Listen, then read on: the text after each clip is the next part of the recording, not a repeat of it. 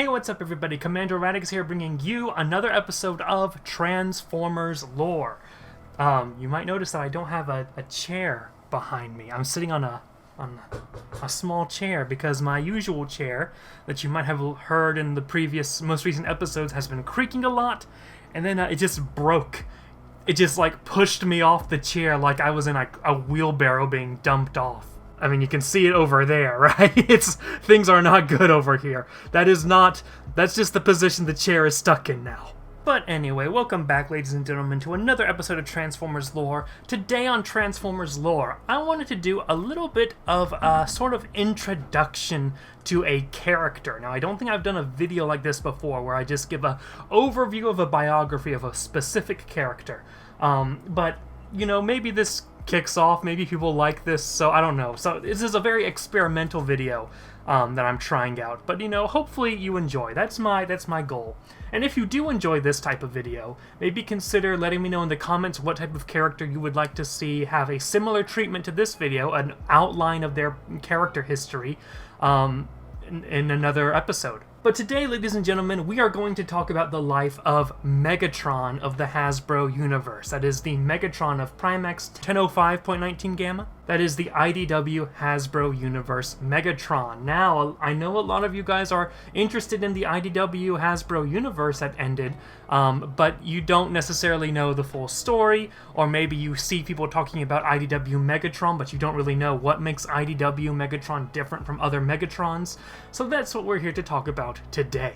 It's just an outline of the fundamentals for the newbies. Now, one of the most popular videos on the channel actually, is my video where I did the Transformers Lore sort of story time on Megatron Origin, so go check out that episode if you have not yet. That will give you a good fundamental origin story for Megatron. Other IDW stories where Megatron pops up in that I've done videos on before include the Infiltration trilogy, so Infiltration, Escalation especially, and also Devastation.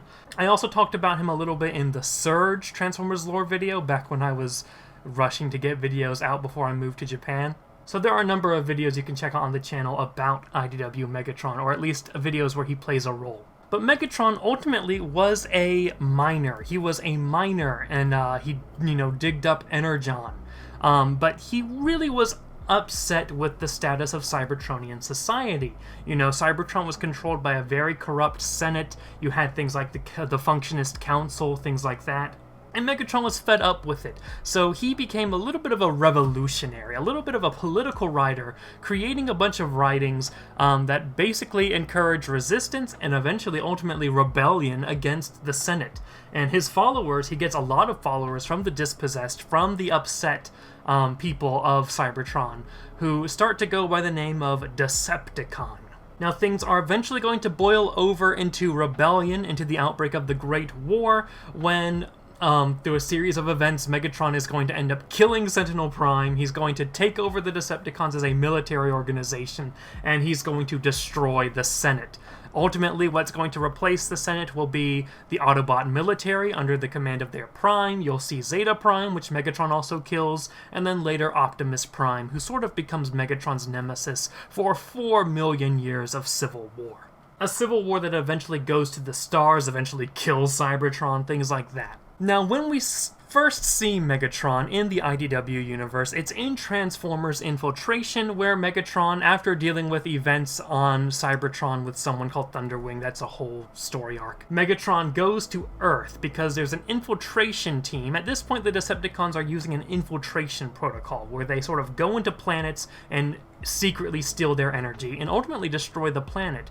But there was an infiltration unit under the command of Starscream that went to the planet Earth, and they weren't reporting back. So Megatron went over to Earth to see what's happening, to find out Starscream was plotting a rebellion. He puts that down, blows a hole right through Starscream. But the reason that they were plotting a rebellion over there is because Earth had something called Or-13, a super powerful version of Energon that sort of was radiating throughout the planet, that was planted there by Shockwave long ago. And interested in this Or-13, Megatron decides to basically make Earth his home base as he is trying to get the Or-13. This is going to attract Optimus Prime to Earth, and Earth is going to be a frontline battlefield, but also in secret, because it's also during the Decepticons using their infiltration protocols. However, eventually events in space called the expansion are going to draw the Autobots away from Earth. I did my video on Transformers Revelation, which is that expansion crisis, so you can check that out. But the Autobots leave Earth, and the Decepticons decide to take the opportunity to plan for basically breaking the infiltration protocol and using their resources to end the Great War in a great offensive. The Autobots do come back, but the Decepticons trap them, and then kick the Autobots back to Cybertron, and then the Decepticons begin something called the Surge, in which Megatron declares the infiltration protocol over, and now the Decepticons can just, without fear of, getting in trouble, they can show themselves and take over planets militarily like that. So the Decepticons break their cover on Earth, and Megatron occupies Earth for a bit. Now, eventually, the Autobots do return to Earth. Humans rise up. You get humans with Cybertronian technology. Spike Witwicky, for example, uses a weapon created from Shockwave to blast right through Megatron's head.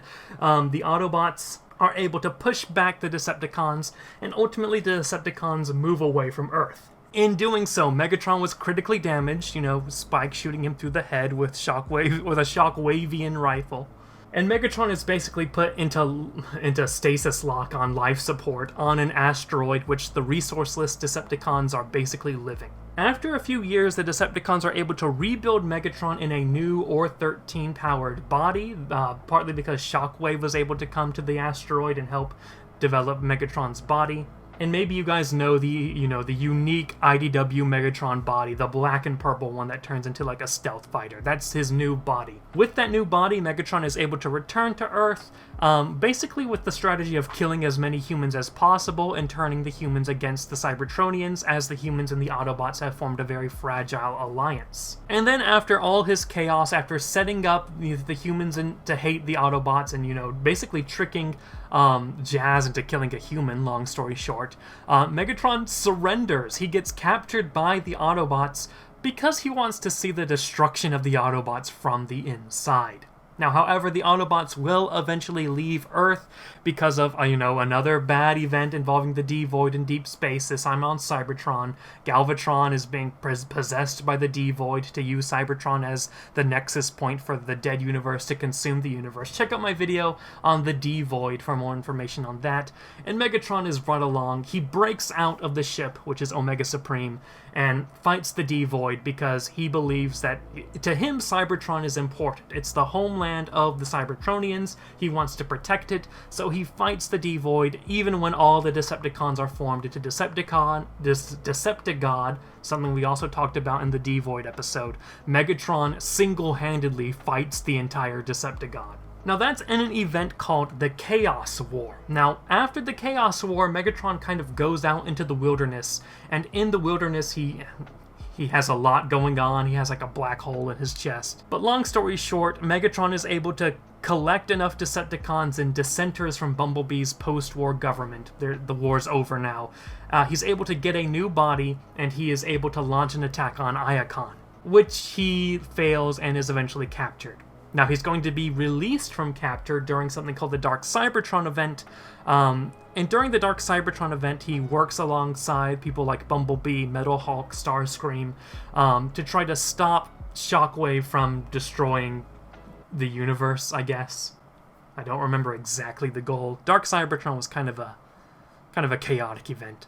But during the Dark Cybertron event, Megatron sees how good Bumblebee is, and he sees how bad the Decepticons are, especially Shockwave in particular, and Megatron decides ultimately to stop being a Decepticon, and he declares himself to be an Autobot, which Shockwave thinks doesn't make sense at all, and then he collapses into his own singularity. That's a whole thing. With the Dark Cybertron event over, Megatron is arrested and put on trial, and ultimately it is decided that Megatron should be judged by the Knights of Cybertron, ancient Cybertronians who left Cybertron in the ancient past and created a world called Cyber Utopia. And to that end, Megatron is stuck on a ship called the Lost Light. They go out in space and have wonky adventures in search of Cyber Utopia. And as time goes on, Megatron, really says, oh, I feel bad for all the bad stuff I've done. And I think he really does feel bad for some reason. However, this search ultimately fails. The Knights of Cybertron are not. Regardless, that mission fails. Long story short, Megatron returns to Cybertron, he's put on trial, and then ultimately he is going to be executed. Well, ladies and gentlemen, that is the very simple, oversimplified overview of the life of IDW Megatron. A confusing life, mostly because of writers who don't have a common vision for Megatron, because he also does a lot of terrible war crimes. But then later on, he feels sorry. So, okay. Ultimately, IDW Megatron is an issue where you have an evil standard Megatron, and later on, another writer comes in and wants to give an origin of, oh, why is Megatron evil? You know, what did society do to him? So you have a story with that, but now there's like a discontinuity between evil Megatron that we've seen in the modern day and the flashback Megatron, who actually has somewhat good intentions. So then you get this later section of the IDW universe where they're trying to like reconcile the two by suddenly making him go, oh, I feel bad. I don't know, it's interesting, but let me know, how does IDW Megatron rank in your list of Megatrons? Is he a good Megatron in your eyes? What makes a good Megatron? Is he a bad Megatron? I personally love IDW Megatron until about the time of Dark Cybertron, where things start to get a little bit weird, and then after that, it's painful to read. That's how I'll put that. But anyway, thank you guys so much for watching. Let me know what other characters you'd like to see me talk about here on Transformers Lore. Check out all my social media, links are in the description, including my real-life lore channel, Radix the Lore Keeper, where we talk about history and mythology and philosophy and religion. The link to that is in the description as well. Maybe check us out and support us over there. But yeah, thank you guys so much for watching, and have a great day, ladies and gentlemen. Susan's on the frenzy and Jeff is on the coke.